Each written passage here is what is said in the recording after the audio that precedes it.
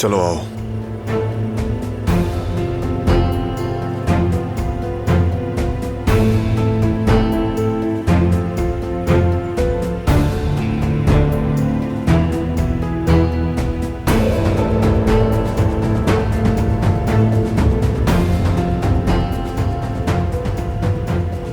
क्या हुआ, रो क्यों रही हो? अम्मी, उन्होंने फोन पर बहुत सख्ती से बात की मुझसे। अच्छा ठीक है, परेशान मत हो, कोई ना कोई वजह होगी उसकी भी। मिलकर बात करो।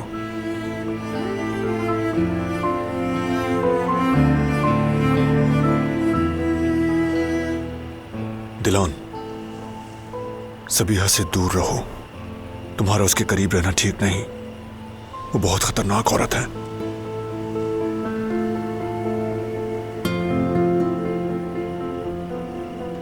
वो एक माँ है जो अपने बच्चे के लिए तरस रही है।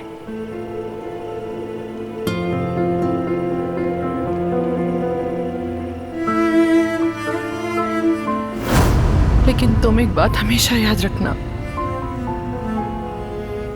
माएं हमेशा अपने बच्चों से मोहब्बत करती हैं, हर हाल में।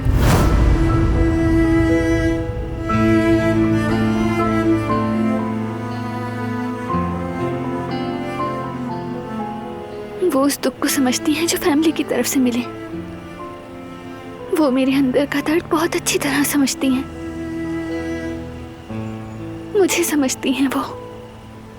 मुझे नहीं लगता कि वो औरत तुम जैसी नाजुक दिल इंसान को समझ सकती है। उसने जो किया वो मत भूलना। लेकिन वो माफी मांग चुकी हैं। तुम जानते तो हो सब कुछ। उन्हें एहसास हो गया है। वो बदल गई हैं और सच को समझ चुकी हैं। अगर वो औरत वाकई सच्ची है तो उसे ये साबित करना होगा। यूं फौरन भरोसा मत करो।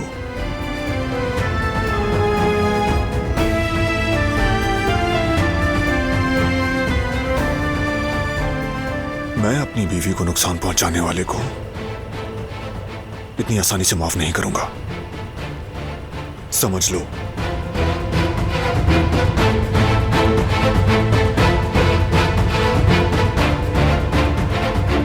मुझे उस पर भरोसा नहीं दिलान।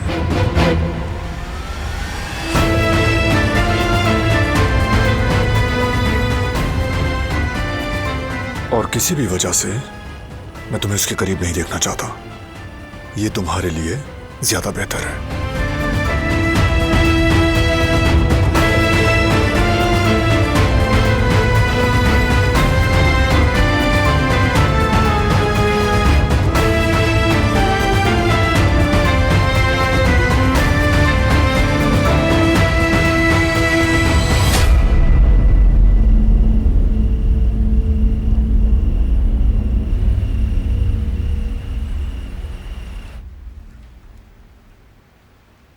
तो मतलब मैं उसे प्रपोज करूं? हो सकता है, क्यों नहीं? वही तो मैं आपको समझा रहा हूं भाई। आप किसी भी बात का प्रेशर मत लें। जाएं, जाकर प्रपोज करें। मैं हूं ना, मैं सब संभाल लूंगा भाई। शुक्रिया मेरे शेर। ठीक कह रहे हो, बैठे रहने से कुछ नहीं होगा। अगर दिल मैंने तोड़ा है तो उसे जोड़ना भी मुझे ही पड़ेगा। प्रपोज करूंगा मैं। ये हुई ना बात। आपने मेरा दिल खुश कर दिया भाई। बहुत खुश हूं मैं आपके लिए। बहुत शुक्रिया मेरे भाई। लेकिन मुझे ना इस तरह की बातें करना बिल्कुल भी नहीं आती। घबरा सा जाता हूं मैं। बहुत आसान है भाई, मैं समझा दूंगा। और मैं जानता हूं आप बहुत रोमांटिक इंसान हैं। मुझे आप पर पूरा भरोसा है।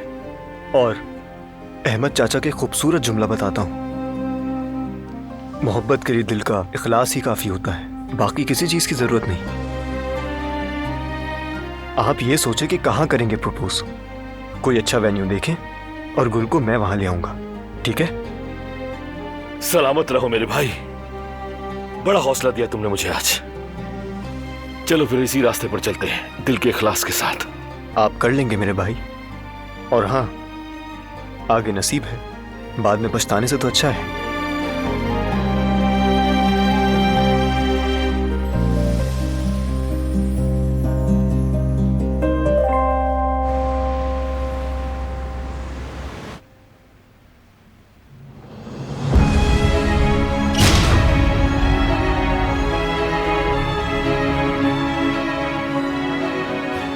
जवेरिया, जवेरिया।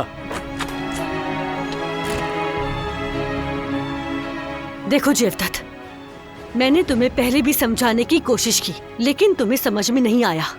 अब आखिरी बार कह रही हूँ, अगर तुमने ये बात दिलान को बताई और किसी भी तरह ये मामला पलट कर आया तो मैं सब कुछ छोड़कर यहाँ से चली जाऊंगी।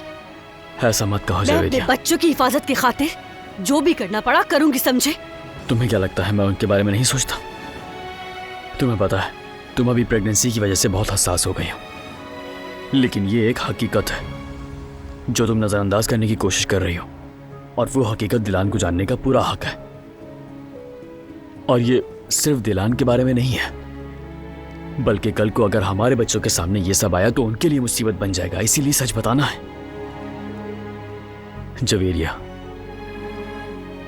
दिलान एक ऐसे खून की कीमत अदा कर रही है जिसका उससे कोई ताल्लुक नहीं। समझ रही हो ना? मैं पूरी तरह उलझ चुका हूं। मेरा दिल मुतमईन नहीं हो रहा यार। मैं कैसे खुद को अच्छा बाप मानूं जब तक सच ना बोलूं? मैं चाहता हूं मुझ पर कोई बोझ ना हो, साफ दिल से बाप बनूं। मैं भी माँ बनना चाहती हूँ जेवदत्त, चाहे सही हो या फिर गलत, मैं माँ बनना चाहती हूँ। सबने कहा कि मैं माँ नहीं बन सकती, सबने कहा तुम दोनों का कोई बच्चा नहीं होगा, लेकिन जेवदत्त देखो, अल्लाह ने हमें औलाद से नवाजा, एक मौजज़ा अता किया। और अगर अब ये खून का मामला सामने आ गया, तुम पर बंदूक उठ गई, और अगर सबने ये सवाल किया कि तुमने झूठ क्यों बोला, तो बताओ क्या करोगे? कोई गारंटी है ये दुश्मनी बच्चों तक नहीं पहुंचे? तुम समझ रहे हो ना जेवदत्त, तुम समझ रहे हो ना ये मामला कहाँ तक जाएगा? सब कुछ बर्बाद हो जाएगा। तुम इस बात को समझने की कोशिश क्यों नहीं कर रहे हो जेवदत्त? हाँ, समझो। ठीक है, तुम फिक्र मत करो, मैं सब संभाल लूंगा। छोड़ दो ये बातें।